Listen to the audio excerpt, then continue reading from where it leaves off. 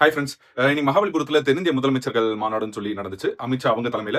And அதுக்கு துணைத் தலைவரா இருந்து செயல்பட்டது யாருன்னு பார்த்தீங்கன்னா, நம்மளுடைய தமிழ்நாடு முதலமைச்சர் ஜோசப் விஜய் அண்ணா அவங்க தான்.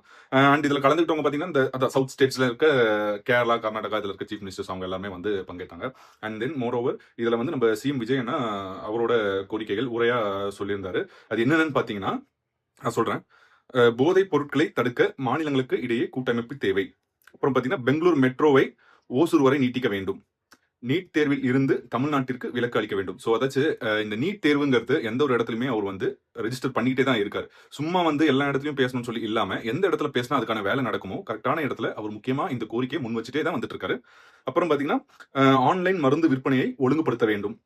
மாநில ஒதுக்கீடு இடங்களுக்கு +2 மதிப்பெண்கள் அடிப்படையில் மருத்துவ மாணவர் சேர்க்கை நடத்த தமிழ்நாட்டை அனுமதிக்க வேண்டும். ஸோ நம்ம தமிழ்நாட்டில இருந்தே நம்ம வந்து +2 மார்க் பேசிஸ்ல இந்த மாதிரி எக்ஸாம்ஸ் நம்மளே கண்டக்ட் பண்ணலாம் அப்படிங்கிறத பாயிண்டா சொல்லியிருக்காரு. அப்புறம் பார்த்தீங்கன்னா, கடல்சார் பொருளாதாரத்திற்கு புதிய சுயாட்சி திட்டமிடல் அவசியமாகிறது. தென் மாநிலங்களுக்கு நிதி செலவின அதிகாரம் தேவை.